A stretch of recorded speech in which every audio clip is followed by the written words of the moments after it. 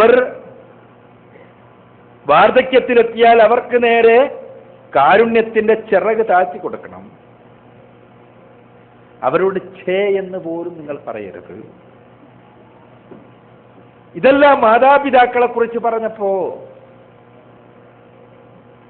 പരിശുദ്ധ ഖുർആൻ മക്കളെ കുറിച്ച് പറഞ്ഞത് ഒരേ ഒരു കാര്യമാണ്.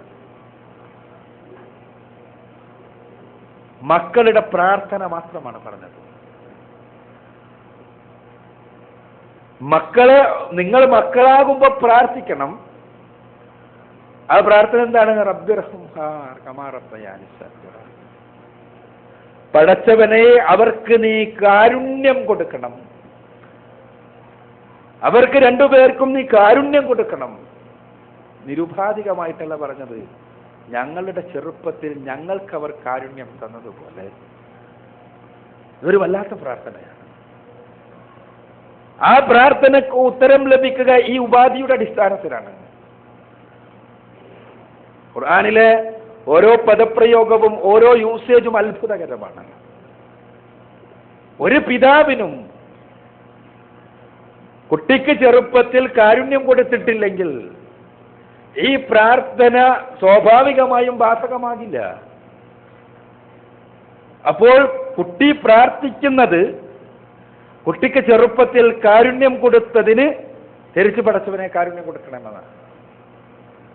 അവ കുട്ടിക്ക് ചെറുപ്പത്തിൽ കാരുണ്യം കൊടുത്തിട്ടില്ലെങ്കിലോ എന്താണ് കാരുണ്യം?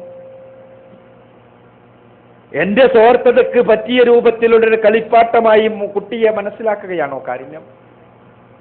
അങ്ങനെ മനസ്സിലാക്കുമ്പോഴാണ് കുട്ടിയെ കൂടി കൊന്നുകളഞ്ഞ് ഞാനും മരിച്ചു കളയാം എന്ന് തീരുമാനിക്കുന്നത്. എന്താ കാര്യം? ആസ്വാദനത്തിനിടക്ക് ആസ്വാദനത്തിന്റെ ഒരു ബൈ പ്രൊഡക്റ്റ് മാത്രം കുട്ടി ആസ്വാദനം അവസാനിക്കുമ്പോൾ ആ ബൈ പ്രൊഡക്റ്റും വേണ്ട എന്ന് തീരുമാനിക്കുന്നത്.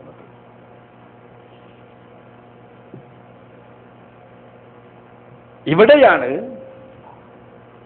ഞാൻ നേരത്തെ പറഞ്ഞ കാര്യങ്ങൾ വീണ്ടും പ്രസക്തമാകുന്നത്.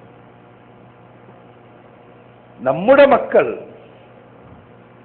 നമുക്ക് ഉപകാരപ്പെടണമെങ്കിൽ ഇവിടുത്തെ അവരുടെ പ്രാർത്ഥന നമുക്ക് കിട്ടണമെങ്കിൽ, ഇവിടുത്തെ പ്രാർത്ഥന കിട്ടണമെങ്കിൽ അവരെ എത്ര മുത്തക്കികളായിട്ടും എത്ര നല്ലവരായിട്ടും എത്ര നന്നായിട്ടും എത്ര ഉയർന്ന നിലവാരത്തിലെത്തിയിട്ടും അവർ അല്ലാഹുവിനോട് ഏറ്റവും അടുത്ത തലത്തിലെത്തിയാൽ പോലും അവരുടെ പ്രാർത്ഥന നമുക്ക് ലഭിക്കണമെങ്കിൽ ചെറുപ്പത്തിൽ അവരോട് നമ്മൾ കാരുണ്യം കാണിച്ചിരിക്കണം. അവർക്ക് വേണ്ടി അല്ലാഹു പഠിപ്പിക്കുന്ന പ്രാർത്ഥന അങ്ങനെയാണ്, ഉപാധിയുടെ അടിസ്ഥാനത്തിലാണ്. അതേസമയം മാതാപിതാക്കളോടുള്ള ബാക്കി കടമകളെ കുറിച്ച് പറയുമ്പോൾ അവർക്ക് മേലെ കാരുണ്യത്തിന്റെ ചിറക് കാഴ്ചവെക്കണമെന്ന് പറയുമ്പോൾ ഉപാധി അല്ലാഹു സുബ്ഹാനഹു വ തആല പറയുന്നില്ല. അവരങ്ങനെ ചെയ്തു എന്ന് പറയുന്നു. അത് ചെറുപ്പത്തിൽ ഭാരം സഹിച്ച് പ്രയാസം സഹിച്ചുകൊണ്ടാണ് ഗർഭം ഭരിച്ചതെന്നെല്ലാം പറയുന്നു എന്നല്ലാതെ ഉപാധി പറയുന്നില്ല. അതേസമയം മക്കളുടെ പ്രാർത്ഥനയുടെ രംഗത്ത് ഉപാധി പറയുകയും ചെയ്യുന്നു. ഈ കാര്യങ്ങൾ ഞാൻ ഇവിടെ സൂചിപ്പിക്കാൻ കാരണം നമ്മുടെ സമൂഹത്തിൽ, മുസ്ലിം സമൂഹത്തിൽ നേരത്തെ പറഞ്ഞ രൂപത്തിൽ തന്നെ ഉള്ള പ്രതികരണങ്ങൾ വർദ്ധിച്ചു വരുന്നു എന്നുള്ള തിരിച്ചറിവിൽ നിന്നാണ്. മുസ്ലിം സമൂഹം സത്യത്തിൽ കേരളീയ മുസ്ലിം സമൂഹം ഇത്തരം രംഗങ്ങളിൽ കുറേയെല്ലാം മാറി നിൽക്കുന്ന സമൂഹം തന്നെയായിരുന്നു. എന്താ പൊതുരംഗങ്ങളിലെല്ലാം മറ്റെല്ലാ പ്രദേശങ്ങളിലും ആത്മഹത്യയുടെ നിരക്ക് വലിയതായി നിന്നപ്പോ മലപ്പുറം ജില്ലയിൽ ആത്മഹത്യയുടെ നിരക്ക് താഴെയായിരുന്നു. മറ്റെന്ത് പ്രശ്നങ്ങളുണ്ടെങ്കിലും മറ്റെന്ത് അധാർമിക പ്രശ്നങ്ങളുണ്ടായിരുന്നെങ്കിലും ഇങ്ങനെയുള്ള ചില രംഗങ്ങളിൽ ചില സവിശേഷമായ വ്യതിരിക്തതകൾ പുലർത്തിയിരുന്നു കേരളീയ മുസ്ലിം സമൂഹം. പക്ഷെ ഇന്ന് അത് മാറിക്കൊണ്ടിരിക്കുകയാണ്. ആ മാറ്റത്തിന്റെ പ്രധാനപ്പെട്ട പ്രതി നമ്മുടെയെല്ലാം സ്വീകരണ മുറികളിലിരിക്കുന്ന വിഡ്ഢിപ്പെട്ടി തന്നെയാണ്. ഒപ്പം തന്നെ ഒരു നിയന്ത്രണവുമില്ലാതെ നമ്മൾ മക്കളെ ഏൽപ്പിച്ച കീബോർഡും മൗസും. ഇതിന് നിയന്ത്രണം ഉണ്ടായിട്ടില്ലെങ്കിൽ, ആദ്യം നമുക്കും പിന്നീട് മക്കൾക്കും ഉണ്ടായിട്ടില്ലെങ്കിൽ, നാം നമ്മുടെ മക്കളെ നമ്മുടെ ശത്രുവാക്കി തീർക്കുകയാണ്. എൻ്റെ വാപ്പ സെർച്ച് എഞ്ചിനിലൂടെ പോയ ഹിസ്റ്ററിയിൽ പോയിട്ടാണ് ഞാൻ പോർണോഗ്രാഫിക് സൈറ്റുകളിൽ എത്തിയത് എന്ന് 7ാം ക്ലാസ്സിൽ പഠിക്കുന്ന ഒരു കുട്ടിയാണ് നമ്മളോട് പറയുന്നത്.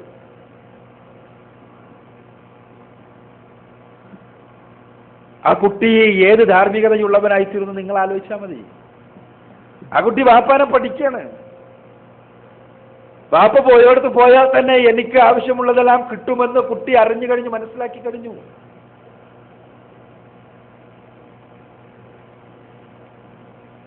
പിന്നെ നെറ്റിലെല്ലാം നമ്മൾ പോയി ഹിസ്റ്ററി ഒന്ന് വായിച്ചു കളഞ്ഞാൽ നമ്മുടെ മക്കൾ ക്രാക്ക് ചെയ്ത് ഹിസ്റ്ററിയെ തിരിച്ചെടുക്കാൻ സമർത്ഥന്മാരാണ് നമ്മളെക്കാൾ എന്നുള്ള തിരിച്ചറിവും നമുക്കെല്ലാം ഉണ്ടായാൽ നല്ലതാണ്. ഞാൻ പറയുന്നത് കേരളീയ സമൂഹത്തിൽ ഉണ്ടായിക്കൊണ്ടിരിക്കുന്ന ഒരു മാറ്റത്തെ നിരീക്ഷിച്ചത് കൊണ്ട് തന്നെയാണ്. ദുബായിലെല്ലാം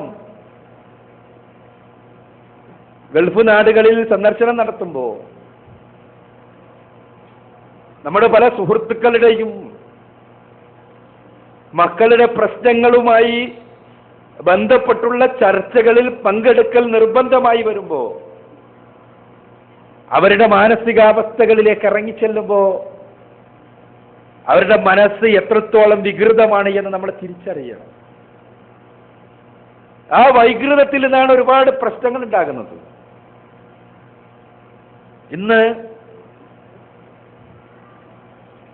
നമ്മുടെ നാട്ടിൽ നടക്കുന്ന, പ്രത്യേകിച്ച് വിദ്യാസമ്പന്നർക്കിടയിൽ, മുസ്ലിം വിദ്യാസമ്പന്നർക്കിടയിൽ എന്ന് തന്നെ പറയട്ടെ, നടക്കുന്ന വിവാഹങ്ങളിൽ നല്ലൊരു ശതമാനം വല്ലാതെ ആയുസ്സില്ലാതെ തെറ്റിപ്പിരിയുന്ന അവസ്ഥയിൽ എത്തിച്ചേരുന്നു. എന്തുകൊണ്ടിത് സംഭവിക്കുന്നു?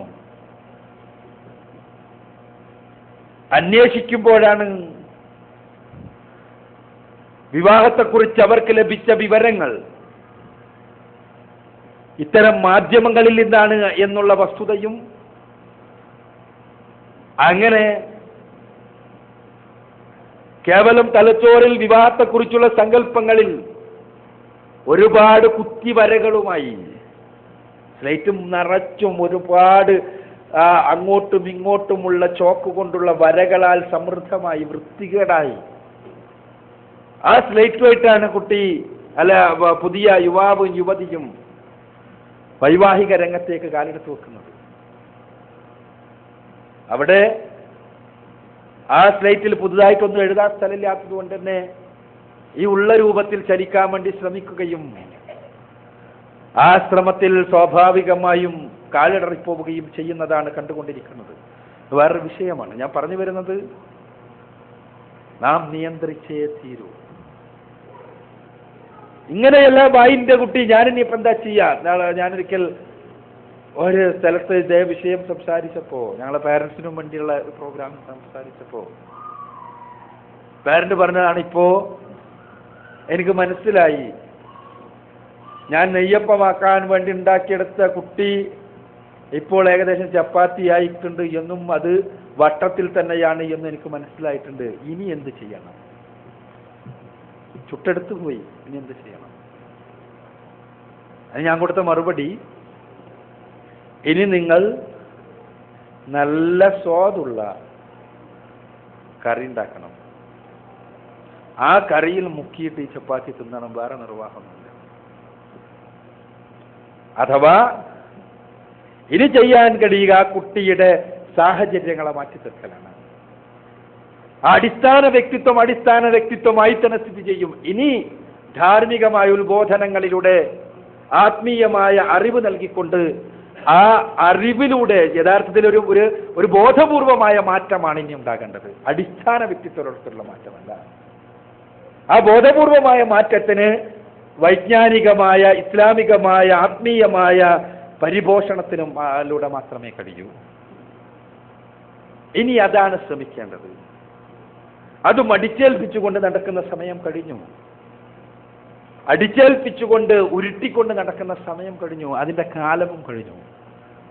അതുകൊണ്ട് തന്നെ അവന്റെ മനസ്സിന് തൃപ്തമായ രൂപത്തിൽ, അവന്റെ മനസ്സിനെ സ്വാധീനിക്കുന്ന രൂപത്തിൽ ഈ കാര്യങ്ങൾ നൽകാൻ കഴിയണം. ഞാൻ വളരെ റിലാക്സ്ഡായി ഒരു സംസാരത്തിന്റെ, പ്രഭാഷണത്തിന്റെ എല്ലാ ശൈലിയും ഒഴിവാക്കി വെച്ചുകൊണ്ട് ഇക്കാര്യം നിങ്ങളോട് പറയാൻ കാരണം, എന്റെ പദങ്ങളിൽ വരുന്ന പതർച്ചകൾ പോലും നിങ്ങൾക്ക് ഇല്ലാത്തൊരു മെസ്സേജ് നൽകരുത് എന്ന് കരുതിക്കൊണ്ട് തന്നെയാണ്. അഥവാ നാം ഒരു പുതിയ നല്ല തലമുറയെ വാർത്തെടുക്കാൻ ഉദ്ദേശിക്കുന്നുവെങ്കിൽ നമ്മുടെ ഭൗതിക വീട്ടിലെ സാഹചര്യങ്ങൾ മാറിയേ പറ്റൂ. 3 വയസ്സ് വരെയുള്ള കുട്ടിയുടെ സമയത്ത് ഈ വിഡ്ഢിപ്പെട്ടി ഓഫാക്കി വെച്ചേ പറ്റൂ. ന്യൂസല്ലേ എന്ന് പറഞ്ഞിട്ടാണ് ചിലർ, ഒരു 125 ന്യൂസ് ചാനലുണ്ട്, അതിന്റെ നടുവിൽ വരുന്ന പരസ്യം ബാക്കി എല്ലാ തെറിനെക്കാട്ടിയും വലുതാണ്. ഞാൻ പറയുന്നത്, ഏതെങ്കിലും ഒരു മീഡിയയെ അല്ലെങ്കിൽ എല്ലാ വിവരത്തിൽ നിന്നും എല്ലാ മീഡിയയിൽ നിന്ന് നമ്മളെ കണ്ണു വെമ്പി ദുനിയാവിൽ വല്ല ഗുഹയിൽ പോയി ഒളിക്കണം എന്നൊന്നുമല്ല. പക്ഷെ നമ്മുടെ മക്കളെ നമ്മൾ സൂക്ഷിച്ചേ പറ്റും. അതിന് നിങ്ങളേതാ പറയാറുണ്ട്, നിങ്ങൾ ഏതായാലും കേടുവന്നിട്ടുണ്ടെങ്കിൽ നമുക്ക് വേറൊന്നും പറയാനില്ല, എന്നാൽ പുതിയ തലമുറയെങ്കിലും കേടെടുക്കാതെ.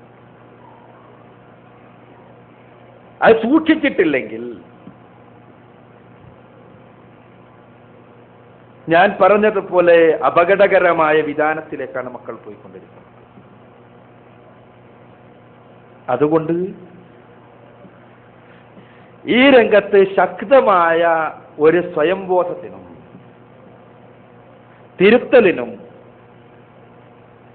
കുട്ടികളെ കൃത്യമായ രൂപത്തിലുള്ള പരിശീലനത്തിനും പരിവർത്തനത്തിനും വിധേയമാക്കുവാൻ നമ്മൾ ഓരോരുത്തരും പരിശ്രമിക്കണം. അവിടെ നമ്മുടെ നിലപാടുകൾ പ്രധാനമാണ്, നമ്മുടെ ത്യാഗം പ്രധാനമാണ്. ഒട്ടി നന്നാകണമെങ്കിൽ നമ്മൾ കുറച്ച് എന്റർടൈൻമെന്റിൽ നിന്ന് മാറി നിൽക്കേണ്ടി വരും. അവിടെയെല്ലാം നമ്മെ സംബന്ധിച്ചിടത്തോളം ഒരുപാട് എന്റർടൈൻമെന്റ് നൽകാനുള്ള സാധനങ്ങളുണ്ട്. ഇപ്പൊ കുട്ടിയെ 24ാമത്തെ മാസത്തെ 24ാമത്തെ ആഴ്ച മുതൽ കുട്ടി കേൾക്കാൻ തുടങ്ങുന്നതാണ്.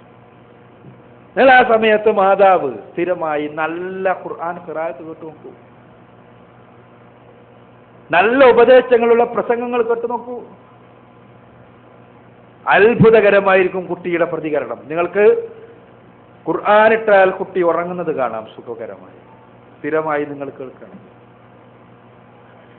ആ കുട്ടി നല്ല പ്രഭാഷണങ്ങൾ കേൾക്കുന്ന മാതാവാണെങ്കിൽ കുട്ടി അതിന് അംഗവിക്ഷേപങ്ങൾ നടത്താൻ കഴിയുന്ന സമയമാകുമ്പോഴേക്ക് അവൻ അവനാണെങ്കിൽ പ്രഭാഷണത്തിന് ശ്രമിക്കുന്നതായിട്ട് നിങ്ങൾക്ക് കാണാൻ കഴിയും. അല്ലെങ്കിൽ ആ ഉപദേശങ്ങളുടെ സ്വാധീനമെങ്കിലും ആ കുട്ടിയുടെ ജീവിതത്തിൽ ഉണ്ടാവും. ഇതൊന്നും ബോധപൂർവം കിട്ടുന്നതല്ല, മറിച്ച് അബോധപൂർവം കിട്ടുന്നതാണ്.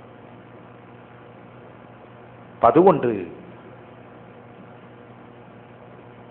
ഇനിയെങ്കിലും നമ്മൾ മാറണം. ഈ രംഗത്ത് നമ്മുടെ നിലപാടുകളിൽ മാറ്റമുണ്ടാകണം, നമ്മുടെ സാഹചര്യങ്ങളിൽ മാറ്റമുണ്ടാകണം. മാതാക്കൾ പ്രത്യേകിച്ചും ശ്രദ്ധിക്കണം. അങ്ങനെ മക്കളുടെ പ്രാർത്ഥനകൾ പൂർണ്ണമായി ലഭിക്കുന്ന മാതാപിതാക്കളിൽ ഉൾപ്പെടാൻ നമ്മൾക്ക് എല്ലാവർക്കും കഴിയണം. അള്ളാഹു അനുഗ്രഹിക്കുമാറാകട്ടെ. വാഖിറു ദഅ്വാനാ അൽഹംദുലില്ലാഹി റബ്ബിൽ ആലമീൻ.